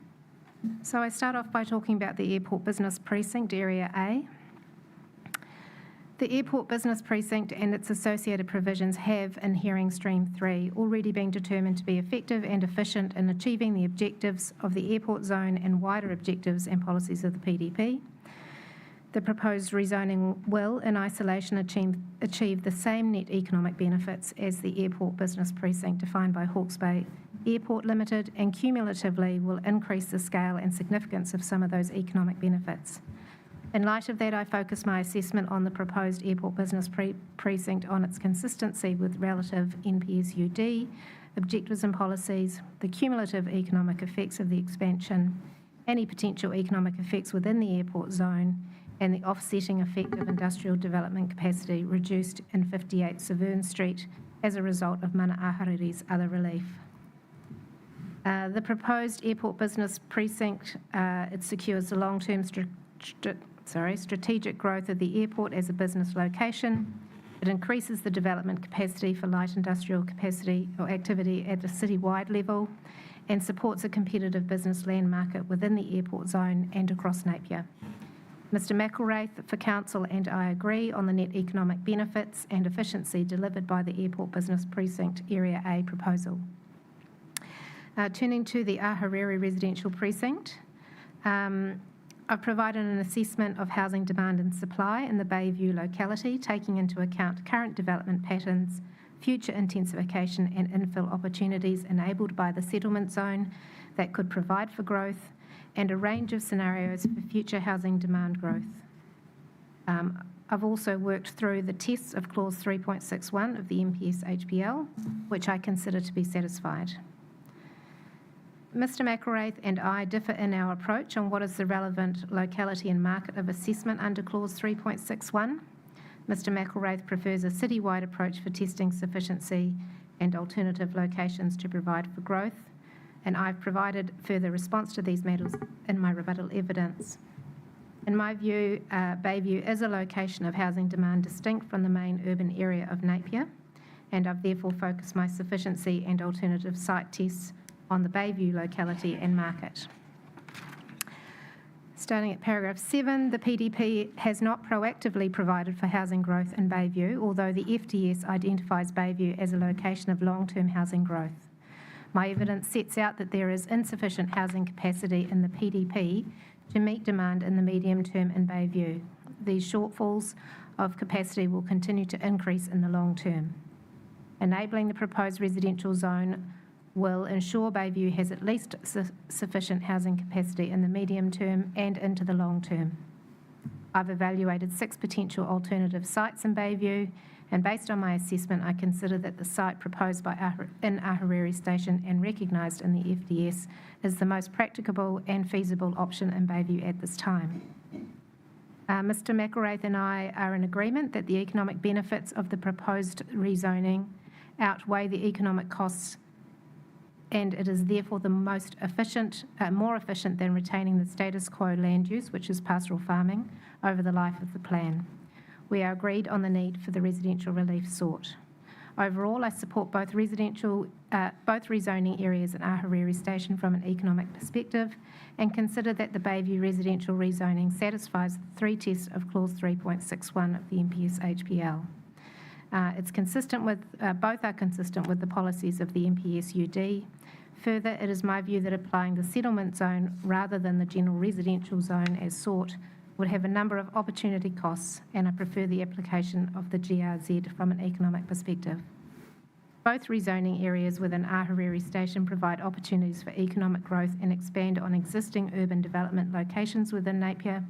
Each rezoning contributes towards the economic well-being of Mana Ahuriri and its beneficiaries by enabling them to capitalise the value of their redress land and generate income in the short, medium and long term. Okay, thank you. I have no questions, but maybe the panel? Just in terms of the Ahuriri Residential Precinct, I mean, your assessment, and it's not a criticism, it's what I call a traditional sufficiency assessment, one that we're used to seeing around the rest of the country. But the cultural witnesses for Mana Ahuriri made it clear in their evidence that their aspirations are targeted at providing affordable housing and papakāinga developments for their beneficiaries, perhaps with a retirement village component as well. Did you factor those aspirations into your assessment? Yes, and I'd just add, I think my understanding of that evidence was that it wasn't limited to this particular FDS site, but perhaps captured all 3 of the locations within the FDS along Onehunga Road, and that some of those might be potentially specifically designated to papakāinga in the future. I haven't factored in demand for housing growth in Bayview that is not already anticipated through Stats New Zealand projections or through the consenting trend. So any demand specifically for Mana Ahuriri's whānau would be net additional to that. So if you did do an assessment that was specifically focused on affordable housing and Papakāinga development, would that support your conclusions or detract from them, do you think? I think providing for affordable housing in this location and in fact in Napier Wide definitely supports the inclusion of the zoning. If they have an ability to deliver that at a lower price point, then that will be beneficial for a whole range of future households. So it would strengthen my argument. Okay.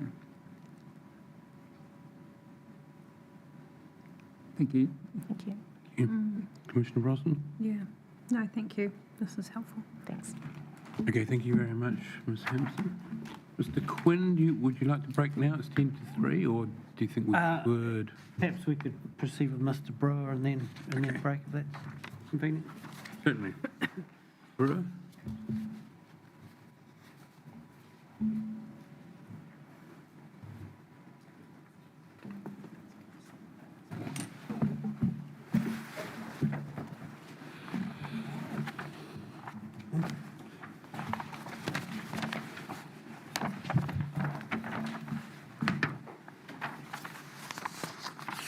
Welcome. Hey. Afternoon. If you'd like to talk to your statement, that'd be helpful. Thank you. The first section was concerned with the ASTA, the station development area. There are obvious environmental challenges in developing Ahuriri Station, but the location advantages for a nationally significant business park are equally obvious. Importantly, Mana Ahuriri has not rejected the business park proposition as an impossible fit with Wāhi Taonga. Mana Ahuriri have also endorsed the concept of highlighting the former lagoon islands as open space features connected by streets and shared paths, all in a growing urban area. The proposal accepts the stormwater constraints and turns them into significant wetland areas supporting the cultural landscape and wildlife habitat. The land use proposals are logical, with business park areas located by Hawke's Bay Airport and residential areas north toward Bayview and beside Roro Okuri in particular. The ASDA master plan is included as a context document only, given access and environmental issues that remain unresolved. However, it has obvious economic and kaitiakitanga advantages for Mana Ahuriri and the Hawke's Bay. Moving to the residential precinct. The drawing SK1 in the set illustrates the Bayview context. The settlement zone extends to within 300 metres of the site and has many lots in the 800 to 1,000 square metre areas, making it a typical low-density urban area. The Greenfields growth area from the operative district plan shows council has considered growth in the southern direction from Bayview. The proposed low-density suburban form will be consistent with Bayview, and the close proximity will lead to a continuous village area. The precinct plan then moves in to illustrate potential street and shared path connections to Bayview to integrate the proposed development. A central north neighbourhood park, active street edges to the stream flood paths, and an enhanced edge to the Patani War Memorial Domain offer amenity and recreation area both to the future occupants and existing Bayview residents. The precinct plan sections illustrate how the landscape batters to the raised ground can visually mitigate the edges of the raised land to avoid flooding. In response to Mr Hunt's comments, increased batter depths, increased housing setbacks, and minimum lot sizes have been added to some boundary edges to address visual amenity effects for the neighbouring rural lifestyle properties. I do not consider any other changes are required to the plans from an urban design perspective. In my opinion, the proposed residential rezoning will create a well-functioning urban environment that meets the needs of the community. The proposal follows principles of good urban design. Thank you. Thank you. I might start with a couple of questions. In relation to the residential precinct in Bayview, I think the question was raised whether a connector road should be shown on the southern end of that area between Petani Stream and the War Memorial Domain. What's the reason for not showing a connector road through that bit? Do you mean the road heading through to Buchanan Road or along the edge of the domain? In that block there, sort of just north of the domain. So the two roads there, I'm not sure I'm following your question, Mr. Scoville, but anyway, the one road is drawn immediately beside the domain so that you create an active frontage to the domain. Right. Rather than a rear fence facing the domain. Yep. The road heading at right angles to that, sort of up towards Buchanan's Drain, those roads, and that continues the pattern further north, is set back approximately one lot. Because it's not such a sensitive edge, that's okay to have a common boundary along that edge, so that would be internal with a lot to the boundary. But no connector road north of that, through that? So we have discussed how you may, so Buchanan's Drain, in my primary evidence, I showed the photograph of how that flood path has been edged up with a cycle path around Rorokuri. And the basic concept we had as a team was how that, you again turn that stormwater conveyance requirement into an urban design opportunity. So you have an area for the floodplain and you either put shared paths or you put roads and streets beside it, say as active frontages. So on the plans it's drawn up to our internal boundary of our site. We've had a number of discussions how you could possibly connect it to Buchanan Road. The decision was made not to draw the street connection there, but only to draw the cycle open path connection. Can I say it's something that, it's a little tricky how you draw these collector roads over other people's property, but that's the intention to try and create, the basic intention is to create these parallel pathways to the existing village that take traffic off the state highway and enabling walking and cycling within the village. A related question would be the proposed road that would join the Petani War Memorial Domain on that very southern end could easily turn into a connector road just further north. It could. When you look at these roads, you're guessing what future people might want to do with their properties. I always look for boundaries where people can give up land and you're not giving up land that severs a site into two. Yes, someone might take the bull by the horns and create a whole development master plan for the block of land you're referring to. So yes, that's a possibility. I guess in our team discussions, we looked at the three further to the north along the stream edge, Kaingaroa Place, and a possible one again along a boundary in the middle of Buchanan Road, because then there's another street that comes off Buchanan that heads back towards the highway. So you're just trying to create the easiest places for a network of streets. But my answer to your question is yes, you could. And in relation to the airport business precinct, from my understanding, with the increased ground level, to 3.2, 3.5, I can't remember, plus the building height on that would raise it quite significantly above the existing ground level in that area. I think my calculations were 15.5 metres above the ground level at the moment. Are you satisfied that the proposed planting and buffer stripping around there would address that issue? Because it is right close to the estuary and major walkways and things. Would that be satisfactory to you? I'm sorry, sir, I'm going to have to ask you to repeat that question to Mr. Robertson, because I didn't do, we did the initial master planning work, but then Mr. Robertson picked up the detailed work on the ABP and I focused on the ARP, sorry. No, that's all right. No, he's forewarned then of my question. Thank you. Any questions from the panel?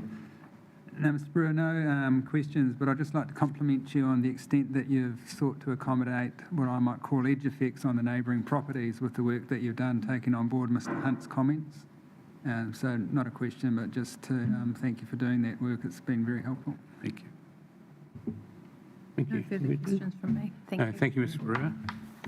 It's just before 3 o'clock, so we'll adjourn the hearing until 20 past. 20 past. I think normally we have 20 minutes break, so it's 3:20. Thank you.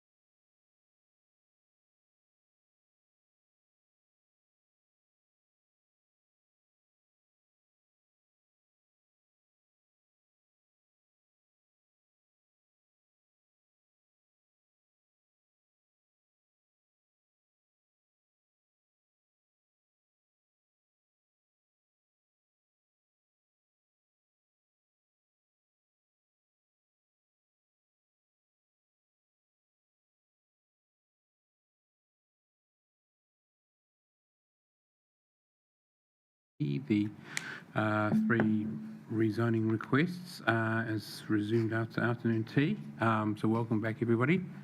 We have heard from most of the experts for Manu Ahuriri Station.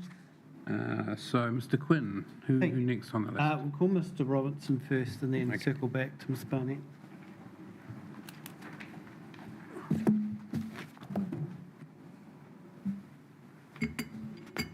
Welcome, Mr. Robertson. Thank you. Good afternoon. Afternoon. I have prepared a summary statement. If it's okay with you, I'd like to start at paragraph number 6 and just talk straight to the Ahuriri residential precinct. Certainly. So in my primary evidence, I recognise that the Ahuriri residential precinct would result in a noticeable change in character of the 50-hectare site, excuse me, and would stand in contrast to Bayview's predominantly low-density settlement and rural lifestyle zones. This contrast stems from an average lot size that is between 1.6 and 2 times denser than Bayview's existing residential fabric. But in some respects, an increase in the level of residential development within Bayview is anticipated due to the operative plan greenfield growth area further to the east and the inclusion of the site in the FDS. The proposed ARP provisions sought to reduce this perceived development density, within the ARP and mitigate effects on existing landscape character, primarily through a 10% reduction in site coverage and impermeable areas, and a 10% increase in landscaping compared to the current PDP GRZ standards. The provision of a neighbourhood park, planting of riparian margins and potential street tree network would also draw the look and feel of future residential development closer to the character of existing residential development in Bayview. In terms of potential effects on the amenity of adjoining properties, the ARP yard provisions were increased so that future building platforms were set back further from property boundaries. Building prominence was minimised and a degree of openness from adjoining properties and Onehunga Road was maintained. In response to Council's Section 42A report, the proposed yard provisions have been increased further and additional landscaping is now required where future lots interface with adjacent rural lifestyle properties. A minimum 800 square metre lot size has also been introduced at the northern end of the ARP to further mitigate potential effects on adjoining amenity. The added requirement for a landscape master plan, preparation of landscape plans prior to future subdivision and development of the ARP provides added clarity and certainty that effects on landscape character and amenity can be appropriately managed. Turning to the airport business precinct. Given the site is already within the airport zone, there is a reasonable expectation that development would occur in the future. While the ABP would enable other activities to occur on the site, the precinct provisions provide a suitable framework to appropriately consider and manage landscape-related effects of development on identified landscape values, including those of the wider Te Whanganui Orotu special character landscape. And just while I'm on that, I'll pause and acknowledge there's a spelling error there in the spelling of Orotu. It should be an O instead of a U. In response to Council's Section 42A report, further revisions of the landscape-related ABP provisions were undertaken to clarify the nature and extent of planting that would occur on the batter slopes that will result from increases to the existing ground levels. In essence, planting of the entire batter slope will be undertaken and species will be selected for their ability to appropriately mitigate ecological and visual effects.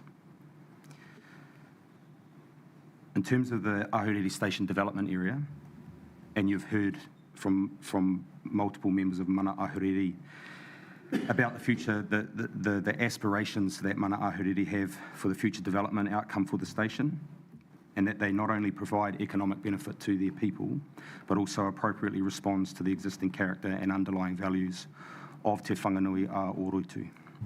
While some of the landscape-related provisions established within the PDP may present challenges to the development of the site, in my view, the establishment of the ASDA presents an opportunity to explore the site's unique values and design a future development scenario that appropriately responds to the physical, perceptual and associative values that characterise Ahuriri Station. And lastly, on the topic of expert conferencing, Mr Hunt and I partook in expert conferencing on Monday of this week, and as documented in the subsequent joint witness statement, all of the landscape-related matters that were identified in the Section 42A report have now been resolved. Although there remains a slight difference of opinion in relation to the degree of effect on a single property adjacent to the ARP, there are no outstanding matters of contention or areas of disagreement between Mr Hunt and myself. Thank you. Thank you. And you would have heard my question of Mr Brewer before in terms of the visual effect of development in the airport business park. Yes. So the short answer to your question is yes.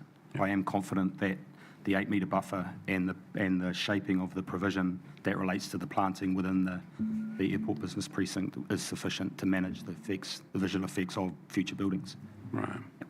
Okay. Thank you for that. And if I can just add to it, when you're driving past the site, the height guidance that's been given in the provision takes a lot of its cues from the existing NIO and a lot of the vegetation that exists around the edge of the wetland. And if you look across to where the site is, you'll see there are already tall trees. So we've taken those cues and basically applied them to the 8 metre buffer. Okay. Yep. Good to know. Thank you. Questions for Mr Robinson? No questions, Mr Robinson, but you should probably share in the compliment that I gave Mr Brewer regarding the way that the edge effects have been dealt with on neighbouring properties. So thank you for the work you've done in that regard. Thank you. Yeah, thank you. No further questions for me. Yeah, no more questions for me. Thank you, Mr Robinson. Thank you.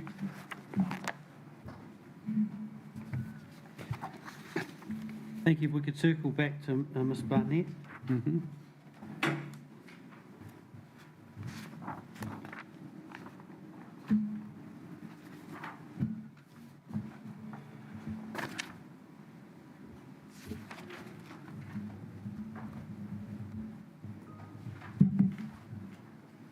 Now, I do have some follow-up questions for Ms Barnett on the SIVH issue, but perhaps we'll read the summary first. Okay, thank you. Thank you.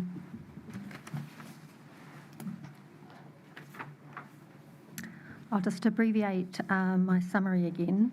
And the northern site is actively grazed pasture with straightened and channelized stream and a constructed drainage channel that traverses the site.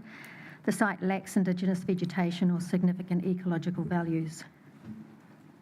The southern site adjacent to Napier Airport is dominantly pasture with an area of saline wetland and an unvegetated salt flat that bisects the site in the northern half. The wetland is intermittently used by bittern and dotterels from the adjacent West Shore Wildlife Reserve. The proposed rezoning is not expected to result in adverse ecological effects beyond those associated with the existing land use. My rebuttal evidence addressed concerns expressed by the Department of Conservation and Hawke's Bay Airport regarding buffering, the dock administrated land, lighting and the risk of bird strike. The applicant proposes to provide an adequate buffer to the dock land. I anticipate that the lighting will be downward and directional with shielding and will largely be driven by the requirement to meet the Civil Aviation Authority requirements regarding obstacle lighting near runways. I agree with the airport's statement that the proposed development should be subject to a bird strike risk assessment and management plan prepared by a suitably qualified and experienced ornithologist. I conclude from my assessments that from an ecological perspective, the sites are appropriate for rezoning as proposed. I'll stop there and then that for questions. Would it be possible to pull up that plan that had Pump Road 1 and 2 as shown earlier?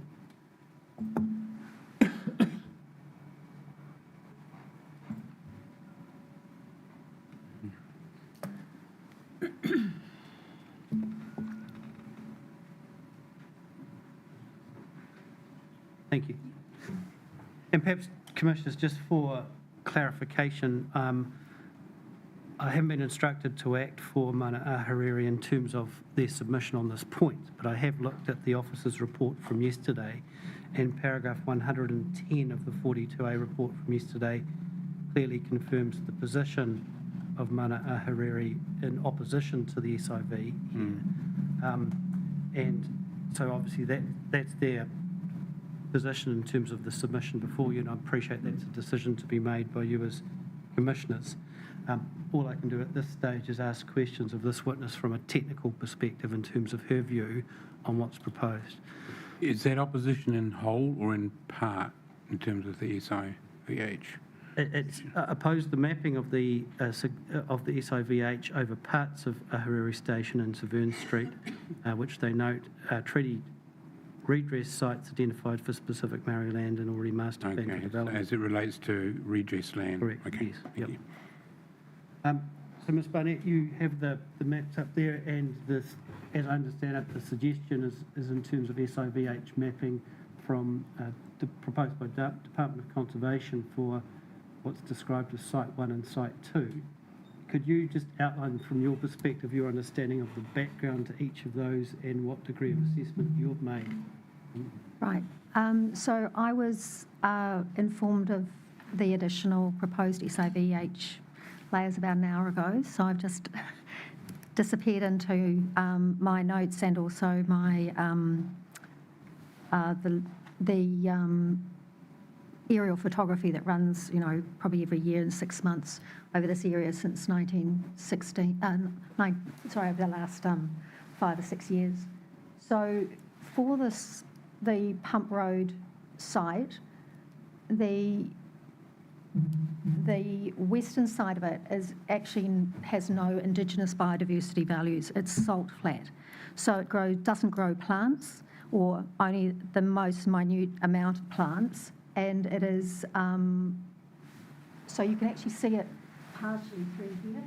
You've got the, can you bring this down? No, it's No? into Okay, Pump sorry. Road 1. You can see the darker zone, you can see the water in the middle, Mm. and then you've got a darker zone around the edges, Mm. which is the actual salt marsh, and then you've got that white, that bare white ground colour, through all the way through here from this point on. Mm. The dock land goes to about here, but extending it all the way over Salt Flat is, if we're looking at Indigenous biodiversity, then we're looking at putting a layer over an area that's effectively depauperate. It's not growing anything. In terms of the bird use in the area, and this is something that DOC dealt with in a great deal, is you've got numerous bird records all the way through that entire Watchman's Preserve and the, West Shore and Watchman's, and there are definitely bird records from there, and I was there yesterday, and there's definitely birds using the water area. But using the salt flat, that would be very intermittent use, and bird use in there would be limited to resting, because there's no food and there's no other habitat. So in my opinion, if an SIVH layer is over there, it should be restricted to the DOC administered land and not increased over the area of salt flats further around. DOC has got enough salt flat in their administration area anyway. I have concerns over the layer for Pump Road 2 as well. There's roads bisecting the site here and here and here, and there's big areas of pasture. And if you take these roads and access tracks out and this, you're looking at almost 0.7 of a hectare of area that's not, and I don't think it's been mapped that well either. So these salt marsh areas are actually quite discrete. They form like little circles along the edge. So this area here is really interesting. I think that's where the SIVH layer. These areas are sort of form a mosaic along Maxton and Casper and London. And it would be odd in terms of having the SIVH layer over a road, and how's that going to fit in with all the regulations. But the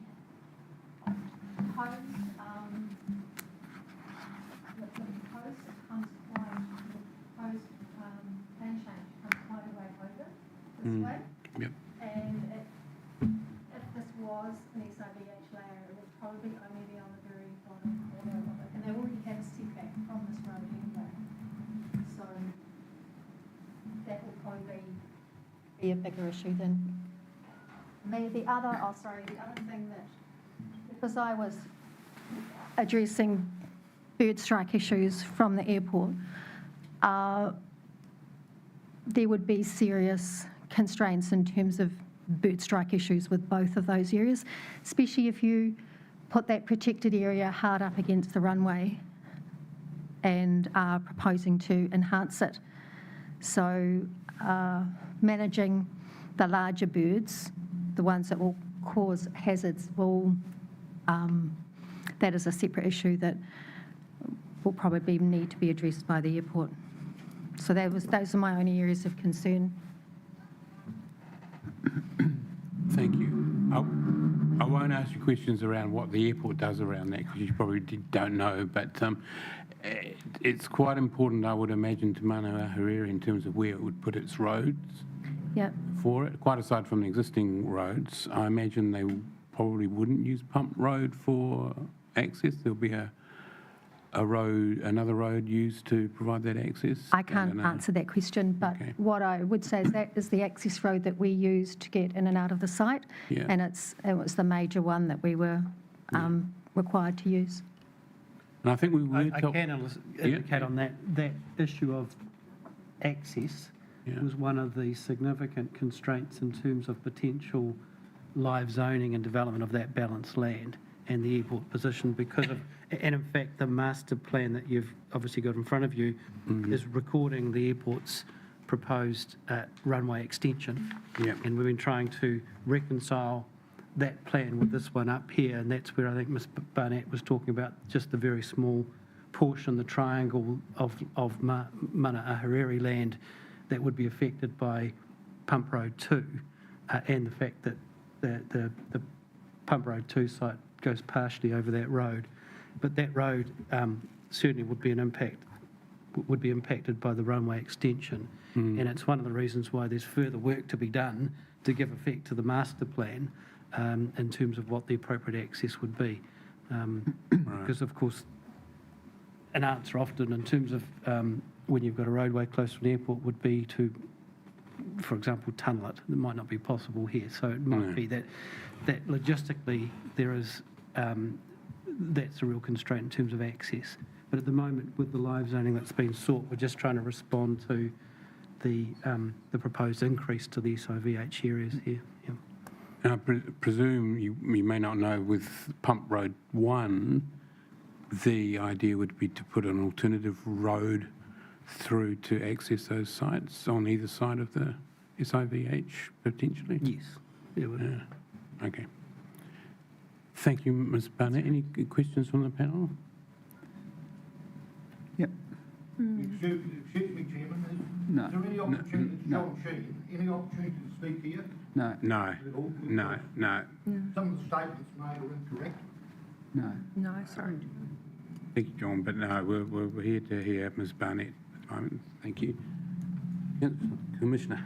So, Ms Barnett, just in terms of the Pump Road 1 site, I'm not overly concerned with that, because if you look at the provisions that have been circulated relating to the updated airport precinct, it shows that area excluded anyway. Correct. Yep. No. This is significantly greater than that area that's been excluded. Yes. Well, I'm just going on the documentation we have in front of us, which shows most of that area excluded. My understanding was it was the Department of Conservation land that was excluded.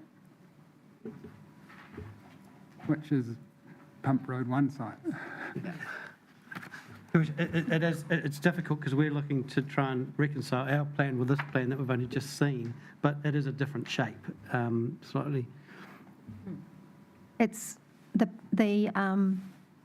I used the GRIP map, property maps for my mapping, and it is a different shape from that. It's almost a triangle with a top cut off. All right, so what I'd appreciate being done for us is to take the map that's attached to the agreed provisions for the airport zone that was circulated as part of Ms Morgan's reply report. There's a diagram at the very end of that which shows the airport precinct in a red line, and it shows what I understand Pump Road 1 to be largely excluded. So if we could have someone at some stage, not today, overlay that on top of that, and so we can see how the two relate, that would be helpful. In terms of Pump Road 2, are you saying that the area to the left of the road, in your view, has more ecological value than the area to the right of the road? Is that what you said? Yes. Okay. It's the area to the left, so the western side is a contiguous habitat, so it just forms a discrete unit, whereas the areas to the east, they are wetlands, and there's pasture in between and access tracks in between, so it's a series of little units. And those grassland areas, just with quick calculations, came out to 0.34 of a hectare of pasture within that area, and the roading, if I include the access tracks, came out to 0.37 of a hectare. Yeah. So it comes out to about 0.7 of a hectare, 7,000 square metres. That is not significant in Indigenous habitats.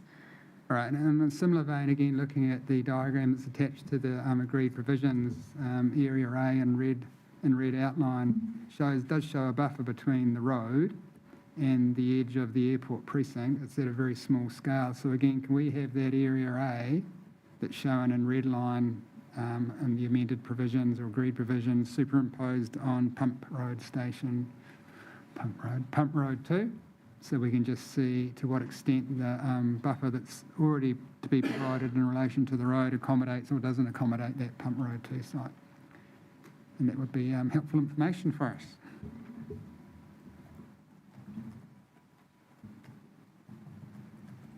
I believe we were advised yesterday that the ones on the eastern side of that were more valuable because of the vegetation and the refuge that provides for birds, rather than the open sort of salt pan one to the left. Do you have a view on that? It depends on which bird species that you are looking at. So the area to the west, where the arrow is going, that would provide better habitat for, say, New Zealand dotterel and birds that actually need good sight lines, whereas the discrete little patches of rushes could potentially provide some refuge for bittern.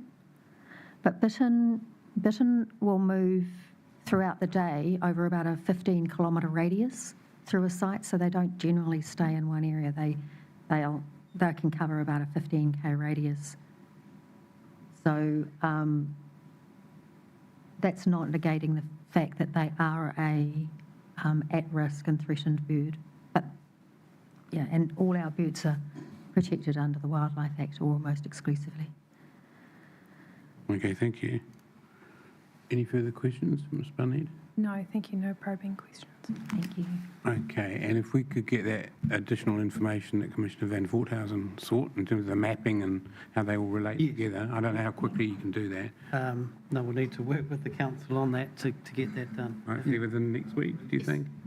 Yeah. Okay, thank you, Mr. Quinn.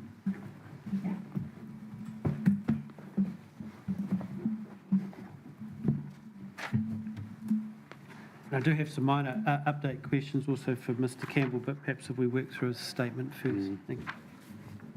Thank you. Mr. Campbell. Good afternoon, Lucky Commissioners. Lucky last. I have prepared a summary, but perhaps before I delved into that, through the course of the day, there's been a few issues raised, and if it pleased the panel, I thought I'd just run through a few key bullet points. Certainly. I wasn't necessarily going to read my full summary. I'll probably pick up much towards the end of my summary, because the front end, I think we've probably traversed quite a lot of discussions around the proposal and whatnot. But there were a few issues raised that have been raised through the course of the day that I thought would be just useful for me to assist the panel with. So firstly, I just want to confirm that the updated provisions as outlined by Ms Morgan in her right of reply this morning, I concur and agree with those provisions as part of the expert caucusing. I do note that through the course of the discussions and the questioning today, there were some comments around the natural hazards areas and the wordsmithing, and just confirming that I'm happy to work with Ms Morgan and Mr Holder and Mr Ryan and Hamill to polish those provisions to make some more clarity in terms of the interpretation of those provisions. The panel will be aware that there was a letter provided by the Mangaharuru Tangatu Trust earlier this morning. I've had a look at that, and I've had some discussions with Ms Morgan and can see some benefit in potentially looking at some slight tweaking of the criteria around the cultural impacts and cognizance of Waihi Tapu and provision of CIA work, so to pick up some of the matters that were raised in those provisions. So just foreshadowing those aspects, that I'm happy to work with Ms Morgan on those parts. There were some discussions through the course of the day around the master plan and its appropriateness, and I just wanted to confirm that from my position, I think it is appropriate. I think the evidence of the cultural experts is compelling with respect to the significance of this land as redress land and the importance of foreshadowing the aspirations of Mana Ahuriri in terms of what they want to achieve for the land. And I think with the wording that I have worked with Ms Morgan on, I'm comfortable that that provides enough clarity around the status of that document. In my summary, I'm just going to jump to my summary now. Page 2, point 11, there were a couple of residual points that remained in contention. The Hawke's Bay Regional Council, they provided a written statement and you heard from them today. I just really wanted to reiterate that from my perspective, I rely on the evidence of our experts, and I think the issues of natural hazards have been traversed comprehensively. Similarly, I believe issues relating to ecological effects and the like have been well addressed. The Hawke's Bay Airport opposed the reference in the Ahuriri Station development area to aquaculture. I note that that is a future aspiration, and any establishment of these activities would be subject to a future plan change or resource consent. And in addition, as noted in my rebuttal evidence, the proposed provisions within the network utilities section of the plan can ensure that bird strike issues are suitably managed around the airport. Overall, I remain of the opinion that the relief sought is consistent with and gives effect to the objectives and policies of the proposed plan and the RPS. It enables a natural extension of the airport business precinct, and the residential growth in the rural village achieves a quality compact urban form, delivers sufficient development capacity, is appropriately serviced with infrastructure, and does not use soils that are significant for food production. In particular, the cultural and economic benefits of Mana Ahuriri of zoning the land outweigh the long-term environmental, social, cultural and economic costs associated with the loss of highly productive land. The objectives and policies of the National Policy Statement Urban Development are achieved and give effect to, particularly through the provision of sufficient development capacity and contributing to a well-functioning urban environment.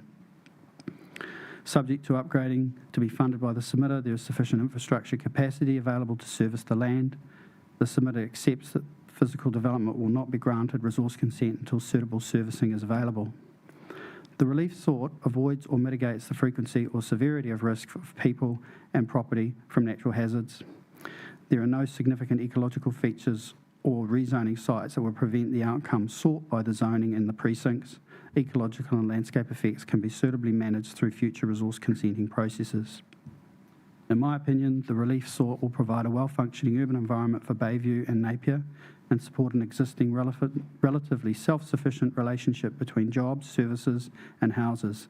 It will allow Bayview and Napier to grow naturally and extend in the most efficient and effective locations. This will enable people in the community to provide for their economic, social and cultural well-being. There are significant benefits and few costs that will arise from the development, and I consider that Section 32 is satisfied as a result. And urban zoning and precincts will realise opportunities for housing, employment and economic growth in excess of any primary production, activity or other costs. Thank you, and I'm happy to answer questions. Okay, thank you. And you would have heard the questions I had for Ms Morgan this morning, so I won't labour them here. I think there's a bit of consultation that will need to occur over the next week, just to revisit some of the provisions proposed. Any questions for Mr Campbell? No questions, thanks. No questions from me. No, I know, surprisingly, I don't have any questions either. All that adrenaline. Can I just raise one which was raised earlier and to Mr Campbell? The provision of a water reservoir that was raised as a possibility from the provisions that you've drafted. Could you just explain how that would work and whether that had been taken into account in your discussions? Well, it certainly has been taken into account. I would point out that there is an existing reservoir in the location of the upgrade, but obviously there will be an upgrade and there will be effects that need to be considered as part of the consent that would be triggered to consider those aspects. I think also picking up on the MTT letter, I think tightening up some of the assessment with regard to Wahitapu and cultural impacts would be appropriate to ensure those matters are addressed as well. Okay, so that will be part of the process over the next week as well. Okay, thank you, Mr Campbell. Mr Quinn? And consistent with that update, there was a reference earlier to the reference to zones, residential zones in the master plan. Would you be comfortable with that reference being changed as well as part of that assessment? Yes, I would. Thank you. Okay, thank you, Mr Quinn. Thank you, Mr Campbell. Just one thing. So I imagine we're going to get some amended provisions in due course, and I understand they'll form part of the reply report. Yes, so can you just make sure that any further changes to the provisions over and above the ones that you attached to your opening statement are clearly shaded so we can see what's different between what we've already read and what's now being proposed? Thank you. And ideally in Word format too, if that's possible. Yes, Yeah. yes, certainly. Thank you. Okay, Mr That Quinn? completes the evidence. Thank you. Okay, thank you very much, and thank you everyone who participated today and provided us evidence and answered our questions. We much appreciate that, and it's been very helpful in the process. Without any further matters, we are, in terms of timeframes, we've discussed that. So basically, I think we've got another week in terms of any further consultation over matters of detail and any questions that arose today that need to be required to be responded to. And hopefully that will leave another week to prepare a firm reply by the beginning of September. That'll be the 29th of August. Yeah, the Friday. I don't think there's any other matters. No. Anything off at the moment? No. Are there any questions from you in terms of direction? That's good. Okay. Well, thank you, everyone. With no further ado, I will end the hearing today. As I said, we've got one more hearing, the wrap-up hearing in early September, and then that will be the end of the hearing process for the proposed strip plan. So thank you, everyone. Thank you. Thank you. Thank you.